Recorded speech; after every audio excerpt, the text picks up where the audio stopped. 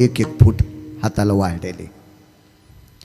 पण भोगविडा तिला समर्पित केल्याशिवाय तुळस भोगविडा घेत नव्हती. मकर संक्रांतीचा, मकर संक्रांतीला तुम्ही भोगविडे करता ना, नागिणीच्या पानामध्ये हळकून सुपारी वगैरे टाकून त्याला असं पिवळ्या दोऱ्यानं गुफायचं, ते 5 भोगविडे करायचे, सुवासनीला द्यायचे, तुळशीला एक ठेवायचा. तर जामवंतीला भोगविडा दिल्याशिवाय तुळशीसुद्धा भोगविडा स्वीकारित नव्हती. त्या अर्थी जामवंती किती पवित्र असेल. मग इतका गोड आणि पवित्र संसार असताना सुद्धा पंढरपुरातल्या मालकाला सुख नव्हतं. ते सुख कोणी दिले? संतांचे सुख झाले देवा, संतांचे सुख झाले देवा. हो मनवोनी सेवा करित्यांची, मनवोनी सेवा करित्यांची. संतांचे सुख झाले देवा, संतांचे सुख झाले देवा. मनवोनी सेवा करित्यांची, मनवोनी सेवा करित्यांची. संताचे सुख झाले या देवा, मनवोनी सेवा करी त्यांची. देवाला सुद्धा सुख प्रदान करण्याची शक्ती संतांकडे, इतकी मोठी संत आहेत. या सुखा कारणे वैकुंठ सोडोनी संत सदनी राहिला. वैष्णव सदन आवडते आवडते, वैष्णव सदन आवडते आवडते, वैष्णव सदन आवडते आवडते, वैष्णव सदन आवडते. आवडते वैकुंठ शेषाचे शयन, वैकुंठ शेषाचे शयन, वैकुंठ शेषाचे शयन, वैकुंठ शेषाचे शयन. वैष्णव सदन आवडते आवडते, वैष्णव सदन आवडते. उतार संदेशी घ्यायचा. नावडे वैकुंठ शेषाचे शयन, वैष्णव सदन आवडते. फक्त संतांचं घर देवाला आवडत का? देवाला सुख देण्याची ताकद संतात आहे. नुसती गाडीची लिफ्ट दिली तर आपण म्हणतो किती मोठा माणूस आहे, काय उदात्त अंतकरण आहे. आम्हाला मुक्काम पडल्यावर आमची आरामाची व्यवस्था केली, सकाळी गरम पाणी आंघोळीला दिलं, ताजा ताजा स्वयंपाक दिला, काय जेवायला दिलं, किती वर्णन करतो. 2-4 तासाकरता इतकं सुख दिलं, इतकं सुख, इतकं सुख. काही वेळानं ते विसरणार आहे. न संपणारं आणि न विसरणारं सुख फक्त संत देऊ शकतात. आणि पंढरपुरातला मालकही मालकच दर्जेदार आहे हो. त्याही मालकानं विचार केला, यायचं फुकट नको, दत्त चोपदारी करीत असे, दत्त चोपदारी करीत असे, दत्त चोपदारी करीत. निरावळे देव राबे त्यांचे घरी, हो निरावळे देव राबे त्यांचे घरी, दत्त चोपदारी करीत असे, चोपदारी करीत असे, दत्त चोपदारी करीत असे. 36 वर्ष मालकाचे इथं लुगडे धुतले, लुगडे धोत्र धुतले मालकांचे, पंढरपुरातल्या मालकाने. गिरिजा काकींचे लुगडे धुतले. तुम्ही साड्या पातळ लुगडं काय म्हणता, हे पंढरपुरातल्या मालकानं धुतले. तुम्हाला सासूचं धुवाला धनुर्वात होतोय, तुम्हाला सासऱ्याचं धोतर धुवाला पॅरेलाइस होतोय.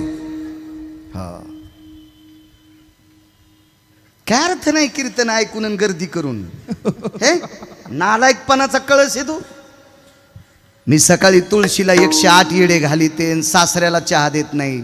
तुझ्यासारखी पापी महाराष्ट्रात दुसरी कोणी नसेल. विठाला विठाला.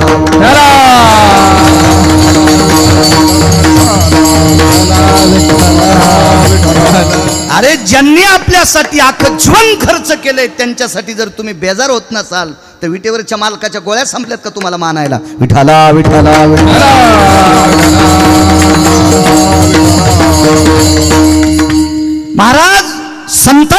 दिलेलं सुख आपण कसं घ्यावं? मला असं वाटतंय पंढरपुरातल्या मालकाला याची शरम वाटत असावी, याची लाज वाटत असावी. म्हणून दत्त चोपदारी करीत असे वाटतील ती पडलेली कामे. हळूहळू फेडी ऋण रूपे धरून यादीन, रूपे धरून यादीन, रूपे धरून यादीन. हळूहळू फेडी ऋण रूपे धरून यादीन.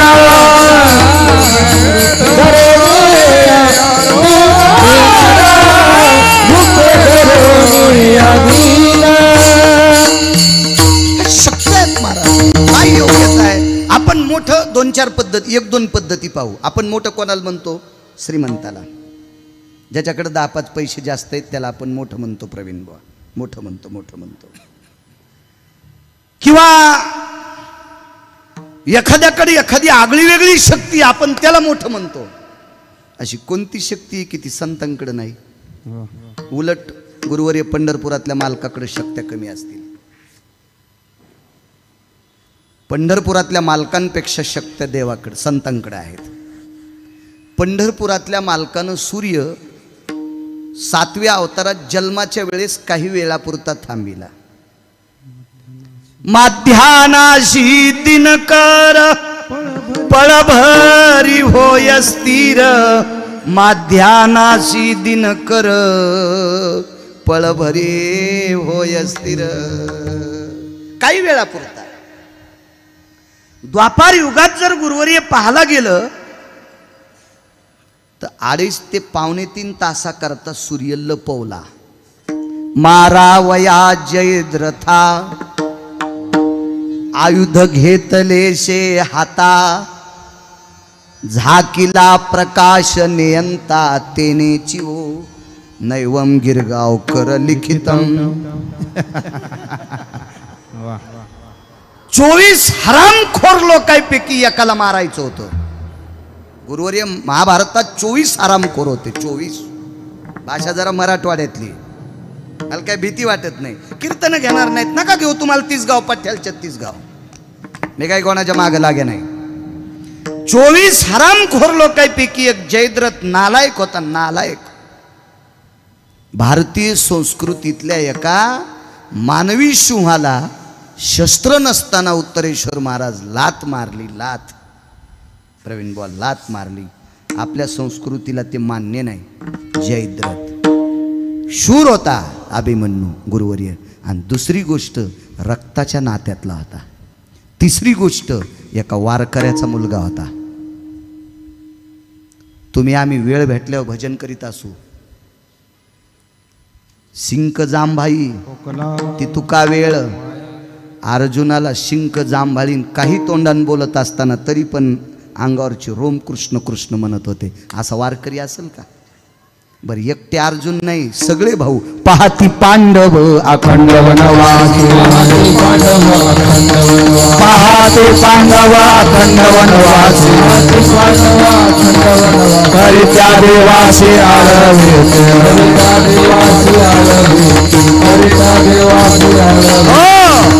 वनवासात सुद्धा भजन करणाऱ्या निष्ठावंत वारकऱ्यांचा मुलगा, त्याला लात मारली. आणि या नालायक जयद्रथाला मारण्यासाठी 2.5 ते 2.25 तास सूर्य झाकला, थांबिला नाही, फक्त झाकला. 3:30 वाजता सूर्यास्त केला. असं वाटलं विठाला विठाला.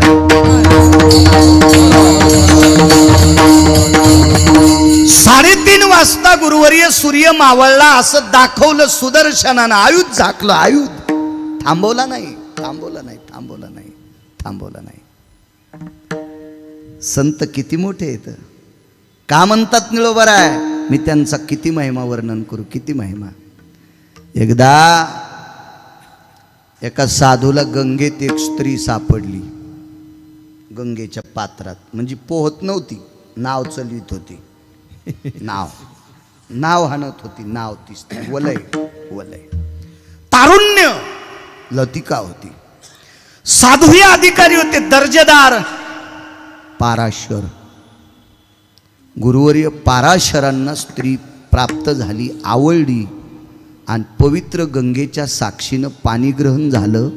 देवता एकत्रित आल्या, मंगलाष्टक झाले. म्हणजे भारतीय संस्कृतीत जे म्हणते ते, आताचे भंगिरे म्हणते ते नाही. ताईगण माईगण काही गौरवतू येड्यासारखं आपलं हे असले नाही. आपल्या संस्कृतीला मान्य आहेत ते असले मंगलाष्टक झाले. सर्व देवतेनं आशीर्वचन अक्षिदाच्या रूपात दिले आणि पाराशरांना काम उत्पन्न झाला. किती पवित्र स्त्री महाराष्ट्राची, भारत देशाची. त्या स्त्रीने सांगितलं, भास्करो प्रकाश भय व्याप्ती संगाम नैव कामिनी. हा जोपर्यंत सूर्याचे किरण पृथ्वीवर रुजलेले आहेत रजकणात, त्याला संधी प्रकाश म्हणतात, त्यावेळेस सुद्धा पत्नीशी संग करता येत नाही. काय साधू होता, साधून चुटकी वाजल्याबरोबर सांगितलं, मला पत्नीशी काम तृप्त करत असताना तुझ्या प्रकाशाची अडचण येते, जा ना तिकडं. आणली उडी. दुपारी 2:15 वाजता दिवस माळविला. हे पंढरपुरातल्या मालकाला नाही करता येणार, नाही करता येणार, नाही करता आलं. 13.5 दिवसाचा पंधरवाडा करायचा ठरला. 13.5 दिवसाचा पंधरवाडा करायचा ठरला.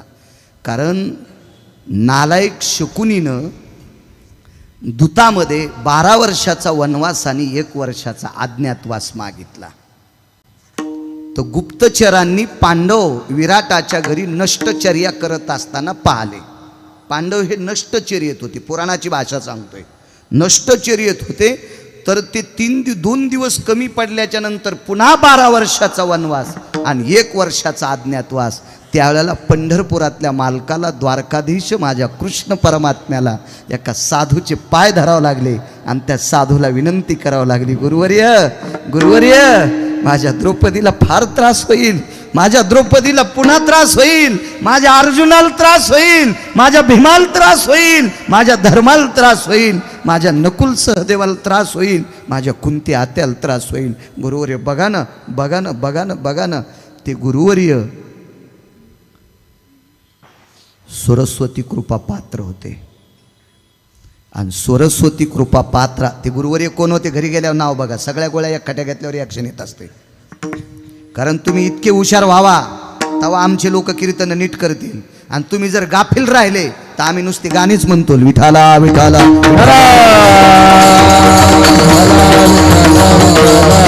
सरस्वती ब्रह्मकन्या कृपा पात्र साधू गुरुवर्य. त्या साधूनं, देवानं दर्शन त्या साधूचं घेतलं आणि त्या साधूनं सरस्वतीचा धावा केला, माय जगाच्या मालकाने माझं दर्शन घेतलंय, काम आहे, 13 दिवसाचा पंधरवाडा करावा लागतो. अक्षराची मालकीने, वाणीची मालकीने, रस्वदीर्घाची मालकीने. हा किती मोठी मालकीन. बोलता बोलता गुरुवारी रस्वदीर्घ चुकलं तर पुढचे दातडं बाहेर काढतात. इतकं हानते लोक. राम महाराज इतकी सरस्वतीची ती वाणीची मालकीने. आणि त्या सरस्वती मातेचा धावा केला. आणि काय करायचं? 13 दिवसाचा पंधरवाडा करायचं. कळा बवा करणाची या चाली, शनये निमिषे पावली, संवत्सरे धात्री मोजिली, ती ब्रह्मकन्या माऊली वो. कळा बवते करण, हिगा भाषा पंचांगाची जाण. हे मी टाकलाय शब्द. ही कशाची भाषा आहे? पंचांगाची. सगळे सूत्र एकवटले. करण, भव, क्षण, निमिष, संक्रमण, उत्क्रमण, अपरण्यकाल, भयकाल, व्याप्तिकाल, निधध्यासकाल, सर्वकाल, पुण्यकाल, आवृत्तकाल, सर्व काल असे गुंडाळले. आणि 13.5 दिवसाचा पंधरवाडा केला. पंढरपुरातल्या मालकानं नाही, एका साधूनं केलाय. म्हणून बरं पहिल्या कडव्यात म्हणतात,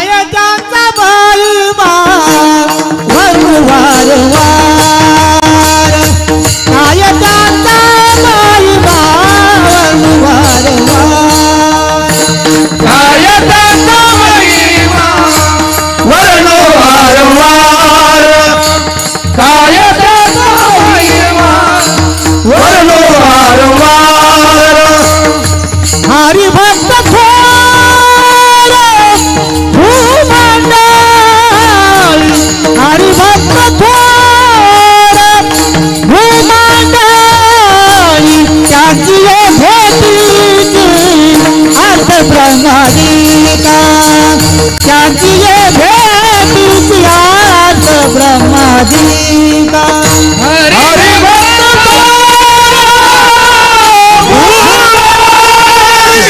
हरी भक्त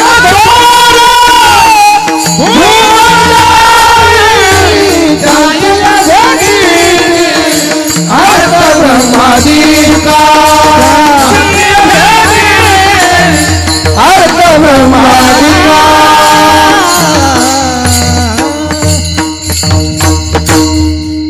मालकाने पंढरपुरातल्या नमोदपणे सांगितलं, अर्जुना धर्मा सगळ्यात सोपं वाक्य सांगतो, हे ताई द्रौपदीला बहीण मानायची गुरुवर येते.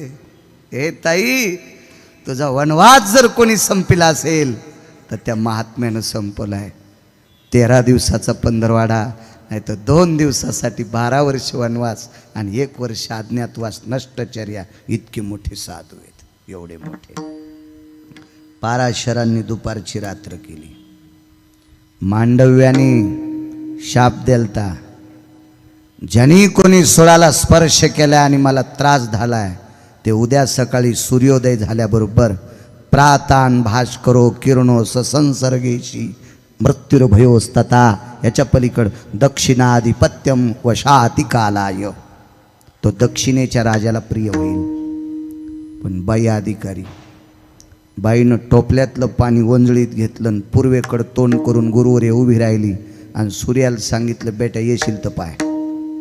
8 दिवस आलाच नाही सूर्य, आलाच नाही सूर्य, आलाच नाही. श्रुतीमातेनं तिला विचारलं, श्रुतीमातेनं तिला विचारलं. ह्या 2 बहिणी श्रेष्ठ होत्या, शांडिल्य आणि सुमती, सख्या बहिणी होत्या, सख्या बहिणी. एक प्रापंचिक होती, ग्रास्ती होती, आणि एक बैरागिनी होती. शेवटच्या टप्प्यात लग्न झालं भगवान शिवजीच्या मंदिरात. पण अत्यंत शरीर गलित झालेला पती प्राप्त झाला. कमरेपासून खाली कीटक पडले होते, आळ्या पडल्या होत्या, सुरमी पडल्या होत्या. एका साधूनं सांगितलं मंदिरातल्या, याच्याशी लग्न केलंय, देवापेक्षा श्रेष्ठ मान, विश्वातले सगळे देव तुझ्या ताब्यात राहतील. आणि त्या साधूचा शब्द ग्राह्य धरला, मान्य केला आणि हातात पाणी घेतलं. 9 दिवसाची सेवा होती पतीची, काही जास्त दिवस नव्हते झाले, पण 9 दिवस इतक्या निष्ठेनं सेवा केली तर 8 दिवस सूर्याला येऊ दिलं नाही. कोणाची ताकद? साधूची. म्हणून मालक पहिल्या कडव्यात म्हणतात, काय त्यांचा महिमा वर्णू वारंवार, काय त्यांचा महिमा वर्णू वारंवार, काय त्यांचा महिमा वर्णू वारंवार, काय त्यांचा महिमा वर्णू वारंवार, काय त्यांचा महिमा वर्णू वारंवार, काय त्यांचा महिमा वर्णू वारंवार, काय त्यांचा महिमा वर्णू वारंवार, काय त्यांचा महिमा वर्णू वारंवार. हरी भक्त भ्रूमंडळ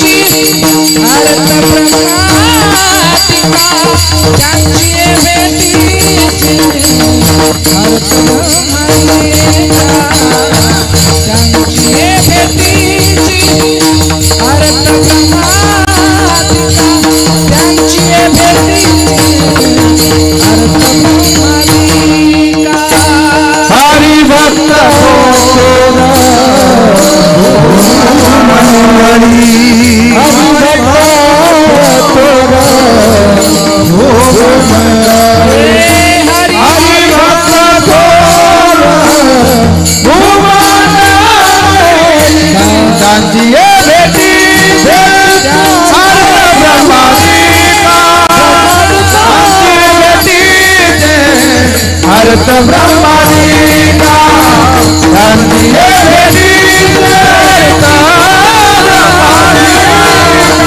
शांती अर्थ ब्रह्मादीना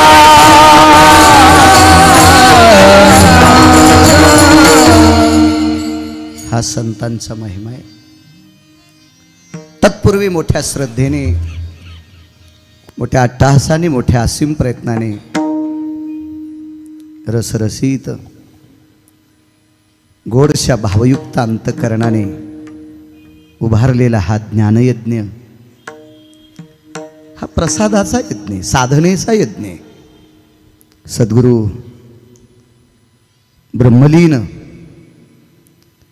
गुरुवर्य सद्गुरु श्रीहरी स्वामी, सद्गुरु साधू महाराज, सद्गुरु खाडे बाबा आणि गोडसी चालत असलेली पुढीची परंपरा, आदरणीय पूजनीय वंदनीय प्रातस्मरणीय गुरुवर्य श्री गुरु सद्गुरु राघव चैतन्य बाबा इथपर्यंत आणलेली ही धर्माची पताका आणि ही परम पावन धर्म पताका सद्गुरु राघव चैतन्य बाबांनी गोडशी अशी सुंदरशी रवलेली आहे. आणि त्या परमपावन परंपरेमध्ये माझ्यासारख्या छोट्याशा अज्ञानी अल्पज्ञानी गिरगावच्या बाळूला या परमज्ञान यज्ञात एक छोटीशी आहुती टाकण्याचा योग माझ्या जीवनात आलाय. ते माझं परम उपस्थित आदरणीय मागे सुद्धा एक दोन वेळेस तुकाराम बाबा आहेत. मी बघितल्याबरोबर लक्षात आलं संप्रदायावर अतूट ज्यांची श्रद्धा आहे, निष्ठा आहे, श्री गुरुवर्य तुकाराम बाबा. आधी करून ज्येष्ठ श्रेष्ठ वारकरी संप्रदायातली माझ्या ज्ञानोबाराय तुकोबारायचे विटेवरच्या मालकाच्या काशीतल्या मालकांचे गोडसे उपासक या ठिकाणी बसले. तुम्हा सर्वांना साष्टांग दंडवत करतो, प्रणाम करतो. गुरुवर्य राघव चैतन्य बाबांना दंडवत करतोय. दोन्ही मृदंगाचार्यांना प्रणाम करतोय. उत्तरेश्वर बापू वांगीकर गायन क्षेत्रात, प्रमाण क्षेत्रात कीर्तनामध्ये वारकरी संप्रदायाची दोरा सांभाळत असताना ही संप्रदायाची दोरी हातात धरल्याच्या नंतर तिला कसल्याही प्रकारच्या आढ्या आणि गाठ्या पडू देत नाहीत असे उत्तरेश्वर बापू. तथा गायन क्षेत्रातली बुलंद तोफ, गोड ज्यांचा कोकिळकंठी स्वर आहे असे आदरणीय दोघं पण कीर्तनकार आहेत. तसे तिघं पण हो. गिरगावकर म्हातारा झाल्यावर यांचंच चालणार आहे, तसं आताही चालतंय म्हणा. असे प्रवीणजी महाराज सोळंके तथा बापू आणि आदरणीय आमचे बालाजी महाराज मोहिते एकच गावचे आहेत. नारायण बाबा कृपापात्र तिथे फार मोठ्या साधूंचा अधिष्ठान आहे. असे बालाजी महाराज तेही उत्कृष्ट कीर्तनकार आहेत, सुरेल लोक आहेत. तसं मला उलटं गाता येत नाही. अशी चांगली लोक असल्यावर मला नीट कीर्तन करता येते. गोडशी ते बाजूचे बाबा सुंदरसं प्रमाण म्हणलं मोरे बाबा वा वा. शहाण्याबाईनं घातलेलं लोणचं वाळून गेल्यावर पाण्यात बुडून चोखा वाटते. आणि कालच्या टिकल्यावालीनं घातलेलं लोणचं तिसऱ्या दिवशी त्याच्यावर पांढरा थर येतोय. ती दुनियाची मसाले टाक. तू हातच धुत नाहीत ना, कशातही हात बुडी. ती लोणचं घालता घालता बी कंगवा घेऊन आरशा पुढे जाती. हो, त्याच्यामुळे हिच्यात चपाती, तिच्या भाकरी, तिच्या पिठल्यातही केस निघते. आणि तरी तिचा नवरा म्हणतो माझी मंडळी फारच सुग्रण आहे. वा, तुझं प्रारब्ध तुर्कस्तानच्या पलीकडे झोपलंय सोमळ्या. विठाला विठाला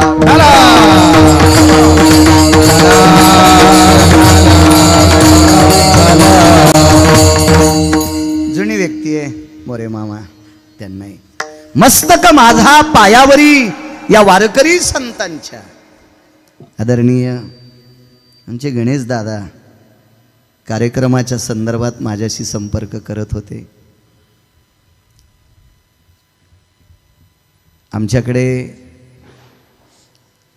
कुंभारीकर महाराज आहेत, त्यांचे भाचे, त्यांच्या गावातली 1-2 मुलं इकडं उद्योगाच्या निमित्तानं आलेले आहेत. गणेशदादांना त्यांचा संपर्क झाला आणि मग ते संपर्क करत होते कुंभारीकर महाराज, अंबादास महाराज सुद्धा. आणि खूप वेळेस गणेशदादांनी संपर्क केला, नंतर उत्तरेश्वर बापूकडे. आणि मलाही येण्याचा योग आला, आनंद वाटला. एका साधूला त्यांच्या जीवनपटाला, त्यांच्या स्मृतीला, कारण साधू हा अविरत दिव्यासारखा तेवत असते, पण तरी तुमच्या माझ्यासारख्या सामान्य मळालेल्या आरशावरची धूळ काढणं म्हणजे साधूचा जीवनपट पुन्हा उकलणे. आणि 25 वर्ष झाली रोपे महोत्सव आहे. अशा सद्गुरुनाथांच्या आठवणीचा सोहळा गुरुवर्य राघव चैतन्य बाबांनी ही मुहूर्तमेढ लावली. आणि त्या पवित्र ज्योतीच्या प्रकाशात एक गोडसा आनंद घेण्याचा योग गिरगावच्या बाळूला सुद्धा आलाय. मी सुद्धा भाग्यवान आहे, नशिबवान आहे. उपस्थित श्रोत्यांच्या चरणी पुनश्च दंडवत करतो. आणि साधू किती अधिकारी आहेत, निळोबाराय का म्हणतात, मी किती वर्णन करू. जेवढा जेवढा मला आशीर्वाद देताल तेवढा माझ्या माईंनो मी तुमच्या पुढे बोलण्याचा प्रयत्न करेल. विठाला विठाला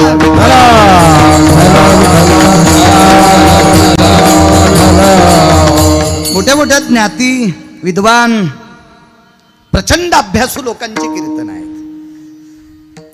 त्यातली त्यात एका सेवकाचं पण कीर्तन आहे. गुरुवर्य संजयजी महाराज पाचपोर. अभ्यासू किती असतील, वेदांतिक किती असतील, शास्त्राचा अभ्यास किती, पुराणाचा अभ्यास किती, रामायणाचा अभ्यास किती, भागवताचा अभ्यास किती असेल हे मोजण्यासाठी गुरुवर्य माझ्याकडं पारडं नाही. पण त्यांच्याकडं सेवेचा दर्जा फार मोठा आहे. ते गाईचे उपासक आहेत, गौमातेचे उपासक आहेत. आणि दुसरी गोष्ट, मी मगाशी बाबांना बोललो, गुरुवर्य बाबांना, की सद्गुरू पाचपोर बाबा हे मंदिराच्या जीर्णोद्धाराच्या बाबतीत पण फार मोठा त्यांचा प्रचंड सेवेचा वारसा आहे. कारण त्यांचा आदर्श घेऊनच मी गायीसाठी फार मोठी एक वास्तू बांधली. कारण कधी कधी ज्या माणसांचं आपण चांगलं शिकतो का, ती माणसं आपल्याला आदर्श तत्वातले गुरुवर्य असतात. नाव बघितलं, छान वाटलं. त्यांनाही प्रणाम. माझा रामकृष्ण हरी जय हरी बाबा तुम्ही सांगा त्यांना आल्यावर. या सप्ताहामध्ये खारीचा वाटा, ज्याला तिळा इतकी जरी सेवा घडली असेल गुरुवर्य, त्याही सत्पुरुषाला माझ्या श्रीहरी बाबांचा, माझ्या खाडे बाबांचा, माझ्या साधू बाबांचा, गुरुवर्य राघव चैतन्य बाबांचा गोड अशा प्रकारचा आशीर्वाद त्याही पुण्यात महात्म्यांना लाभो अशी ईश्वरचरणी प्रार्थना आणि माझ्या अभंगावर येतोय. विठाला विठाला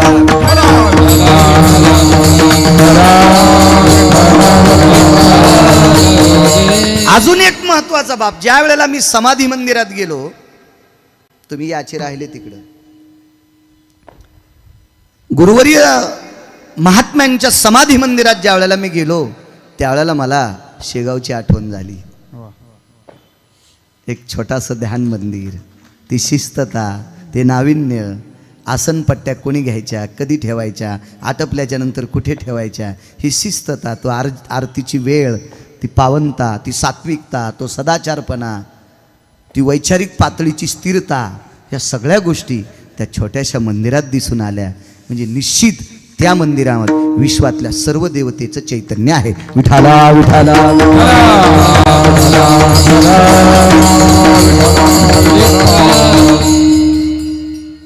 गणेश दादा, तुम्हाला तारीख द्यायला वेळ केला त्याबद्दल माफ करा.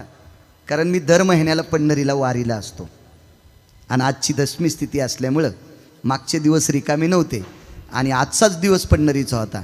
पण नंतर विचार केला, ते म्हणले आमच्याकडे रौप्य महोत्सव आहे गुरुवर्यांचा, त्यांच्या जीवनपटाला फार मोठा एक उजाळा आहे, त्यानिमित्त मुहूर्तमेढ ही संप्रदायाची पताका रोवलेली आहे. चला म्हणलं इथलं कीर्तन करून आपण पंढरीच्या वारीला जाऊ. म्हणून 4 दिवस तुम्हाला तारीख देत नव्हतो, याबद्दल माफ करा. विठाला विठाला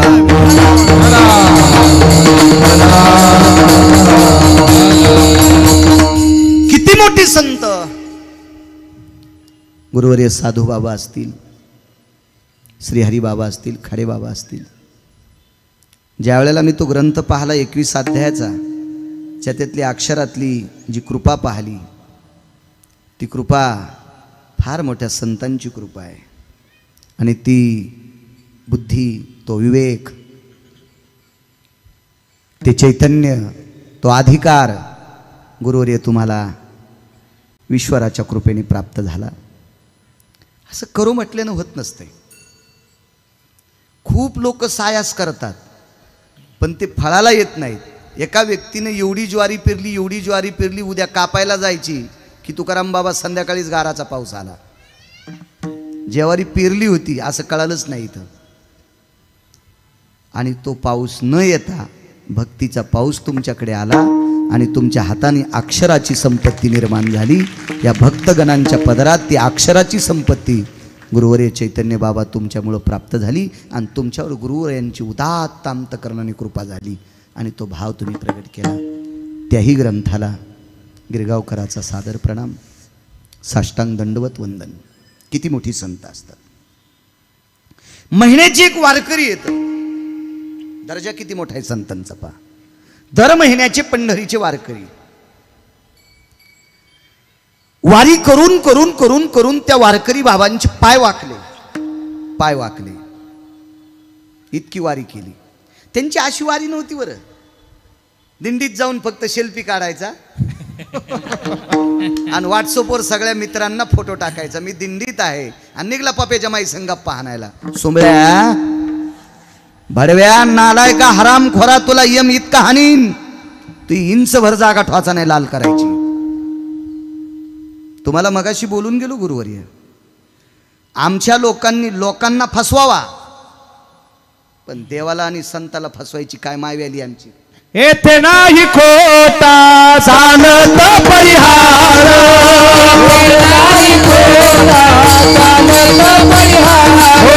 येथे नाही खोटा चालत परिहार, चालत परिहार. गाण्याची अंतर पांडुरंगा, गाण्याची अंतर पांडुरंगा,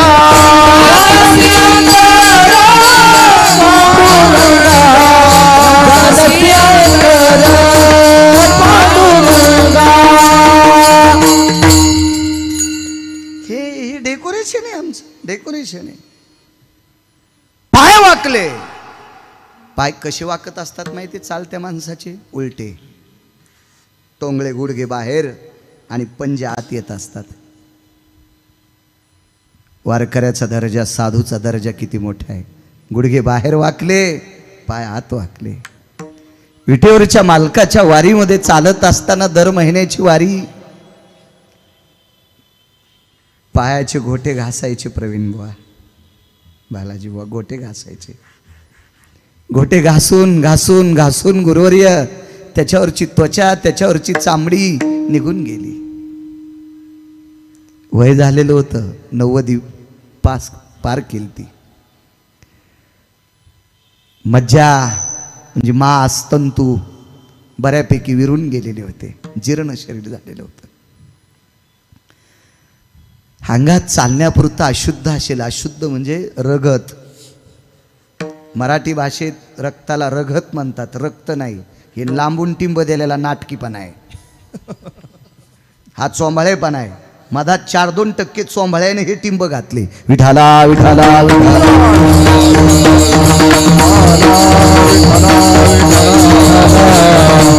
शास्त्र पुराणाच्या भाषेमध्ये रक्ताला अशुद्ध म्हणतात आणि मराठी बाणेदार भाषामध्ये तिला रगत म्हणतात. पण आपल्याला कुठेही पेन आदळायचा नाद. मराठी भाषा ही सर्व भाषांची राणी आहे, सर्व भाषांची मालकीने महाराणी आहे. आगा टाकाही स्पर्श नसावती. पेनचा टिपका सुद्धा सहन करीत नाही ती मराठी भाषा आहे. ये मराठीची नगरी माझा मराठाची बोल, अमृतातेही पैजा. काय काय ताकद महाराज, इतकी गोड, इतकी गोड.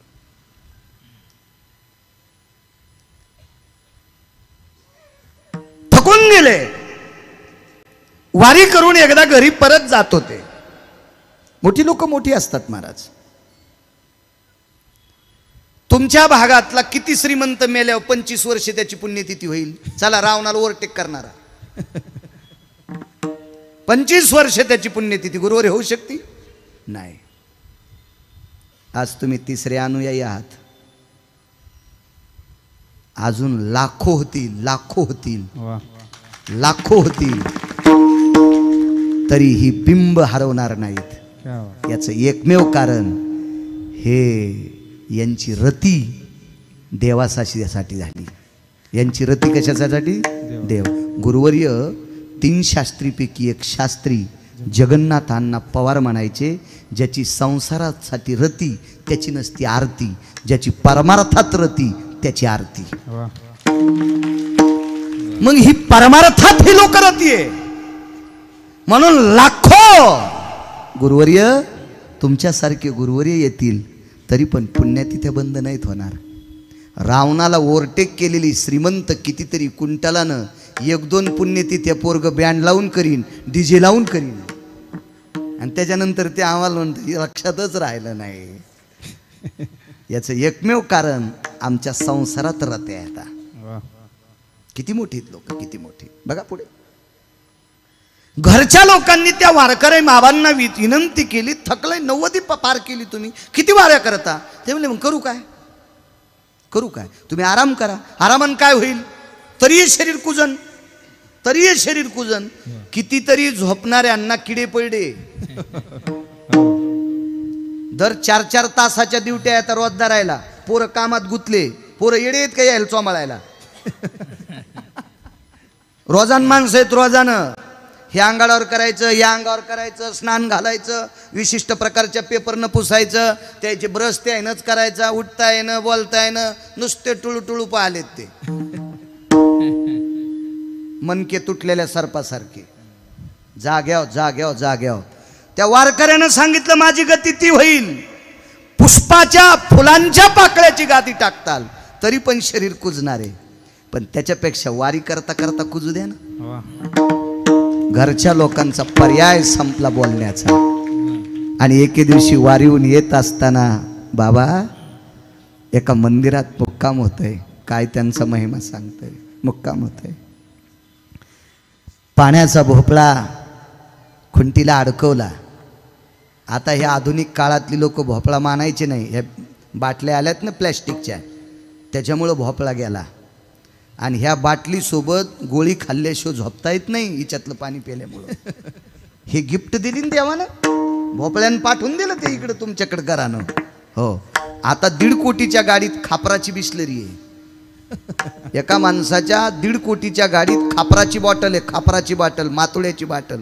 त्याच्या लक्षात आलं हे इकडचं तिकडचं पेल्यावर गोळ्या खावाच लागते. जुन्यावर आले माणसं. मधातले मस्ताडे होते, कोरोना नीट केले. विठाला विठाला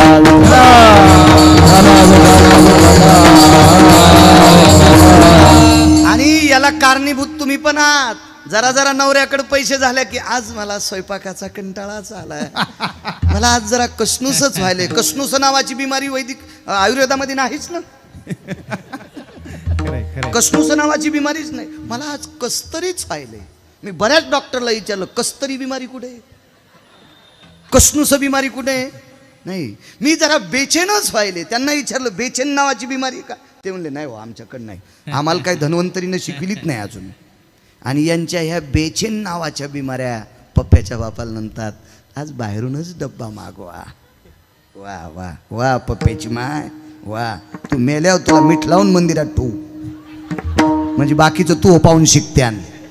हा तुमच्यातलाही चुकीचा 2% आहे. आजार घरी बोलवायचा. विडाला विडाला विडाला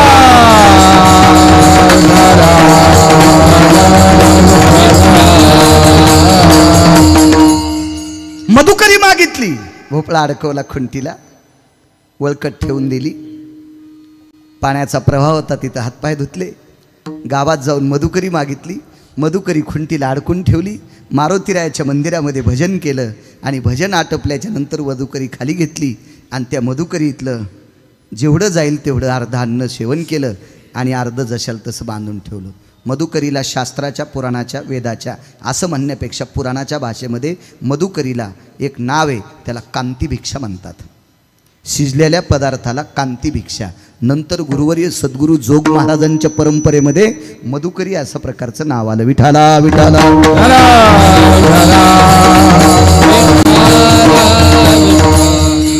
भजन केलं, ती मधुकरी ग्रहण केली आणि अंग टाकलं. रात्रीचे 1 वाजले. रात्रीच्या 1 वाजता एक व्यक्ती मंदिरात आला आणि त्याने घंटा वाजिला.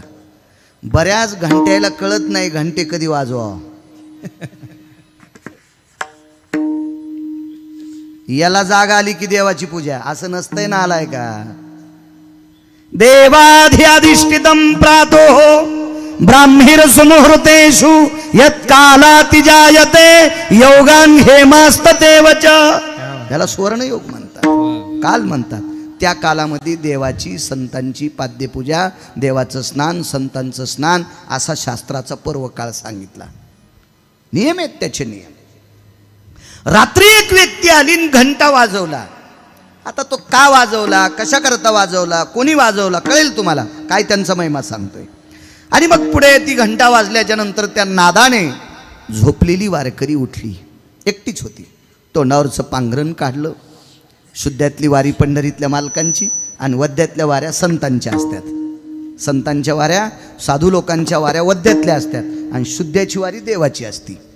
आता चांदण्याचा प्रकाश होता, तो संधी प्रकाश मंदिरात आला. छोटंसं मंदिर होतं, त्या प्रकाशाचा फायदा उपयोग आणि मंदिरातल्या दिव्याच्या वातीचा प्रकाश यानं घंटा वाजवणारा दिसला.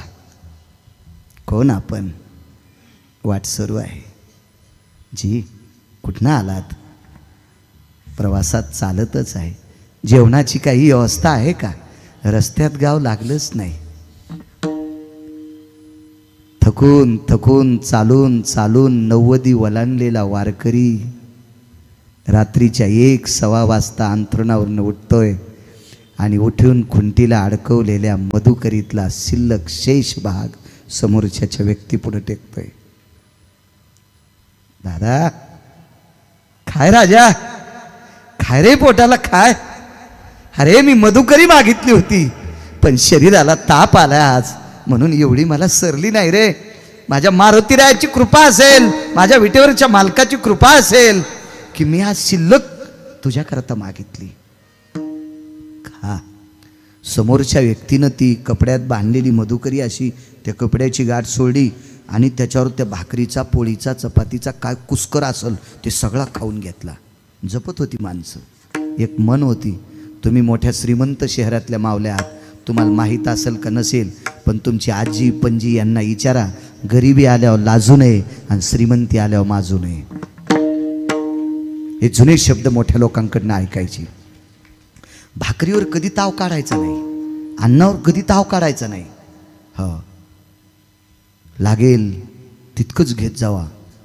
2050 अन्नाचा दुष्काळ आहे आणि हा दुष्काळ ज्ञानोबाराय तुकोबाराय सद्गुरूंच्या कृपेने आपल्यावर येणार नाही.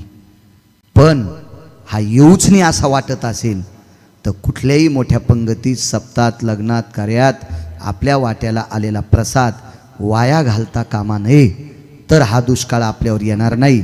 सावधान सावधान. बैलाला किती जरी वैरण टाकली तर गुरुवर येते नाही म्हणत नाही.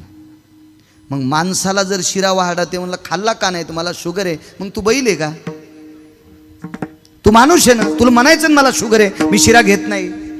नाही मी वरण तू का खाल्लं नाही, माझ्या पोटात स्टोप येत होतो, तुला ॲसिडिटी आहे, मग वाढणाऱ्याला सांग ना मी वरण खाल्ल्यावर पोटात जाळ लागतोय म्हणून. तू बैल नाही ना, तू म्हैस नाही ना, तू गाय नाही ना. याचं पाप आपल्याला उदात्त नाही प्रसन्नपणानं फेडावं लागेल. मग तवा कळा किती निघतील त्यानंतर ठरवा. त्याच्याबरोबर तर नकोय. पूर्ण त्या पालवावरची भाकरीची कुस्कुरं खाल्ली. पालव झटवला, ते कपडा झटकीला आणि देऊन टाकलं त्यांच्याकडे. महाराज गुरुवर्य त्या समोरच्या व्यक्तीने विचार केला, रात्रीच्या 1:30 वाजता ज्याने आपल्याला जठराग्नी तृप्त करण्यासाठी भाकरी दिली त्याची सेवा करायची ठरली, पाय दाबायची ठरली. पाय पाय पाय पाय. आता आपण किती पत वारकरी आहेत हे वाक्य ऐकल्यावर कळलं. त्या वारकऱ्यानं सांगितलं, दादा मी 4थ्या आश्रमात प्रवेश केलाय आणि 4थ्या आश्रमात प्रवेश केलेल्या आध्यात्मिक क्षेत्रातल्या व्यक्तीने बायकोनं आंघोळीला पाणी टाकल्यावर सुद्धा त्या पाण्यानं आंघोळ करू नये असा पुराणाचा सिद्धांत सांगतोय. पुराणाचा सिद्धांत नैवम गिरगावकर लिखितम. कारण आज निमूटपणे तुम्ही गुरुवर्य माझं ऐकायले, पण कॅमेरे चालू आहेत. महाराष्ट्राच्या मातीत मला कॉलर धरून विचारू शकतोय, बाळू कशाच्या आधारावर बोललास? आधारा वाचूनी काय सांगशी कहाणी, पाहुणी ग्रंथ करावे कीर्तन. वारकरी संप्रदायातल्या वक्त्यांनी आधार नसताना बोलणं गौमांस खाल्ले इतकं पाप लागतंय, इतकं पाप लागतंय, इतकं पाप, इतकं पाप.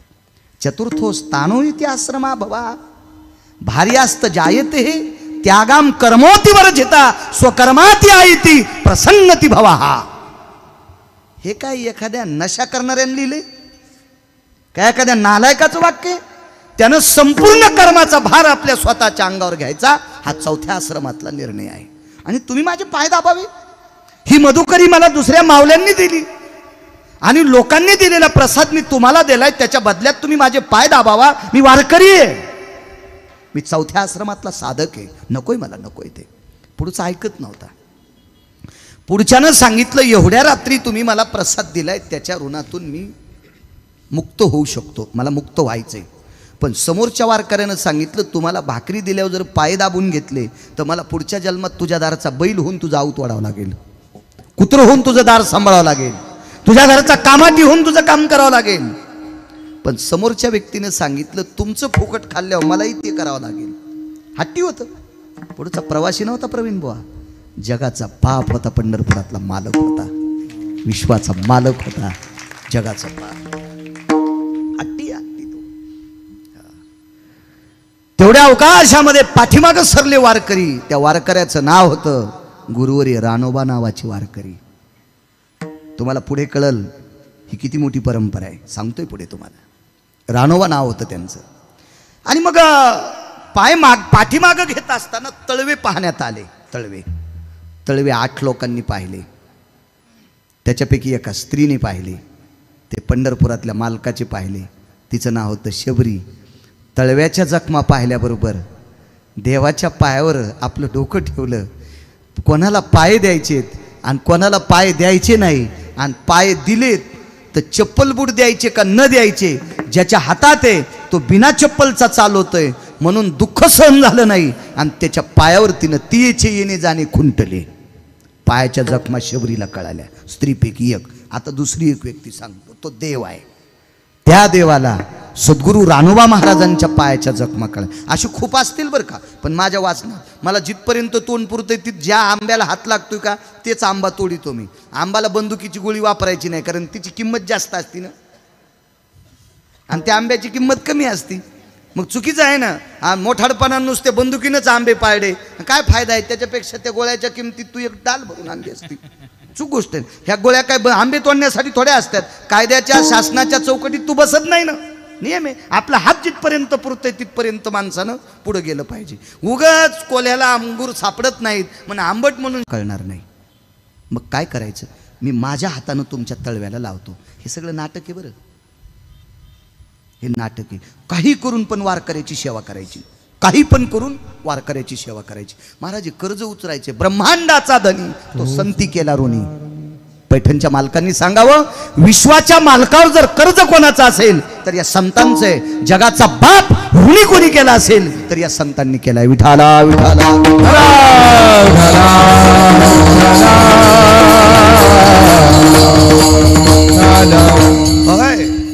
मी लावतोय. डोळ्यातून पाणी आलं. दादा माझ्यापेक्षा हट्टी भरलास रे, हट्टी भरलास.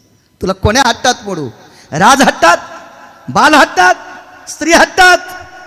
अरे बाल हट्ट म्हणावं तर तू इतका विवेकी आहेस? तुला बाल हट्टात कसं म्हणावं? राज हट्टात म्हणावं तर तुला आत्ता भाकरीची पंचायत होती. तुला राज हट्टात कसं म्हणावं? आणि स्त्री हट्टात म्हणावं तर तू पुरुष आहेस. मग या तिन्ही हट्टात बसत नाहीस तरी माझ्यापेक्षा मोठा हट्टी ठरलास तू. तरी तू माझ्या पायाला औषधी लावतोस. काय काय द्या ना पाय. दोन्ही पाय घेतले गुरुवर्य आणि पलीकडे एकदा हात आणि अलीकडे एकदा हात आला की दोन्ही पायाच्या जखमा निघून गेल्या. वारकरी वारकरीच होते ते. काय तुमच्या माझ्यासारखे वारकरी थोडीच होते. दिव्या घाटात शेंगदाण्याची पुडी घे, राजगुऱ्याच्या पुड्या घे, केळी घे, आंबा घे, सगळं पिशवीत टाक. हो, आणि फलटणला गेल्या पिशवीतून शेंगदाणे उगले. ते शेंगादाणे भयमुख पिशवीतून बाहेर आला. उगला न तो उगला म्हणजे शेंगादाणे. आणि राजगिऱ्याच्या वड्याला मुंबईत पाऊस पडला की इथल्या पुण्यातल्या वड्यांना सर्दी होती. उघड्या केल्या की अशा लवचिक होत्यात का नाही त्या शेंगादाण्याला चिटकल्या. लागलीच केळीचं पाणी भिनलं, लागलीच आंब्यानंही थोडंसं देठातनं पाणी सोडलं आणि मस्त पर्क्युलेशन गोड झालं आणि पिशवीतनं शेंगादाणे उगले. असा वारकरी असेल का ते? एक तर इतके गोड, पुढच्याने केळी वाटल्या, उभ्यानंच खाल्ल्या. वा, जशी तू शेळीचीस. दर्जा सांभाळला पाहिजे आपला दर्जा. आपण फार मोठ्या परंपरेतले. एखादी परंपरा सोन्याची परंपरा असेल, ते गाव सोन्याचं असेल, रस्ते सोन्याचे असतील, आमकं प्रतिमा सोन्याची असेल, तिथलं सोन्याच्या नाना प्रकारच्या नगरीत राहणारी लोक असतील, पण ही परंपरा इतकी मोठी आहे, या परंपरेतला दारातला तरू सोन्याचा, जयाची द्वारी स्वर्णाचा. एवढ्या परंपरेतले वाघिणीचं दूध पिणारी माणसं आहेत आपण. बाकीच्या दुधाला नाही हात लावायचा आपण. दर्जेदार परंपरेतले जरासं थोडं लाजलं पाहिजे. केळी उभ्यानंच खाल्ल्यानं सालटे फेकले.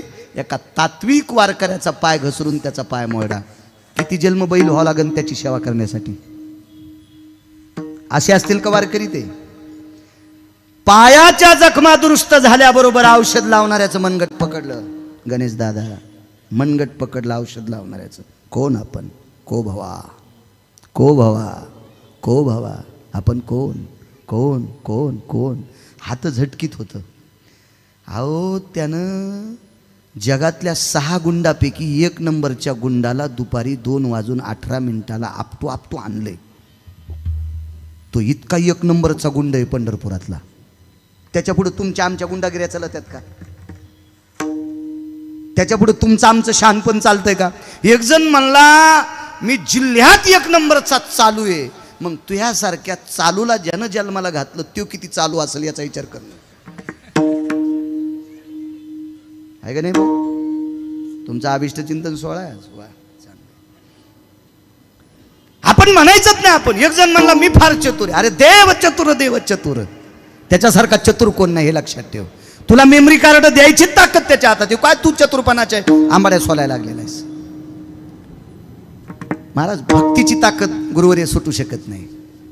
होय भक्ती केला पूर्वी धरावी ती, धरीला पंढरीचा हृदय बंदी खाना. नाही सुटत, नाही सुटत, नाही सुटत. मनगटत धरलं. कोण? शेवटी वय झाल्यामुळं ताकद कमी पडली. मागितली कोणाला? मागच्याला. माग शेंदूर लावलेले होते. हा, तुम्ही मारुतीरायाचं चरित्र सांगितलं. हो, त्या मारुतीरायाला वेगळं नाव दिलं. हो, आता नवीन नाव काय? ज्वाला मारुती. आपली शब्द दुरुस्त करायला पाहिजे बरं का. आणि मागच्यांनी दिलं आपल्याला, त्यांना खोटं म्हणायचं नाही, पण सहज तोंडातून प्रगट झालं पडलं. आता ज्वाला मारुती. आणि त्या मारुतीरायाकडे बघितलं. देवा, ए मारुतीराय. मारुतीराय वारकऱ्यातले अग्रगण्य. योनी जन्मला मरकट, तो वैष्णवा माझे अतिश्रेष्ठ. हनुमंत म्हणावया कनिष्ठ, ऐसा पापिष्ट कोण आहे? वनीचे वनचर पाले खावीर वानर, चारी मुक्ती त्यांच्या किंकर, सवे सुरवर वंदिती. पैठणच्या मालकांना सांगा, चारही मोक्ष त्यांच्या दासेत, सवे सुरवर वंदिती. आणि त्या मारुतीरायाला सांगितलं बोलत नाही, देणं ताकद. आता मारुतीरायाने ताकद दिल्यावर काय चालतंय? पंढरपुरातल्या मालकाचा मोरड्याला संसार त्यानं दुरुस्त केलाय मारुतीरायानं. शपक पुरावा आहे. रामजी के साथ हनुमान नाही होते. राम जी के पुरे कभी काम नहीं होते. माफी मागून बर का, हा संप्रदायात पुरावा बसत नाही, वारकरी संप्रदायात तरी माफी मागून म्हटलंय. एवढी मोठी शक्ती प्रदान झाल्याच्या नंतर मारुतीराय एक रूपल्या एक वारकरी, मेन वारकरी एका वारकऱ्याला हातच सोडीन रूप प्रगट केलं गुरुवर्य. चतुर्भुज मूर्ती प्रगट झाली आणि रानोबा वारकऱ्याचे डोळे डबडबले आणि दंडवत घातला. देवा माझ्या पायाची मालिश केलीस. विटेवरच्या मालकाचे डोळे भरून आले आणि सांगितलं, रानोबा तुमच्या भक्तीचं कर्ज डोक्यावर होतं, उतरण्यासाठी नाटक केलंय. ठीक आहे देवा, चलण्यासाठी आता तुझी वारी करण्यासाठी पायाच्या जखमा मिटिल्यास. छान झालं. वारकरी बाबा एक करू का, वाकलेले पाय सरळ करू का? ते रानोबा महाराज होते, त्यांनी सांगितलं, देवा तू जर माझ्याकडे कृपेनं पाहिलंस तर मी 20 वर्षाचं पोरग होईल. कृपा कटाक्षे. आणि काय अशक्य देवाला, देवाला काय अशक्य? देवा तुम्ही जर माझ्याकडे कृपादृष्टीनं पाहिलं तर मी 20 वर्षाचा तरुण होईल, पण याचा अवडंबर होईल, याचं जगीन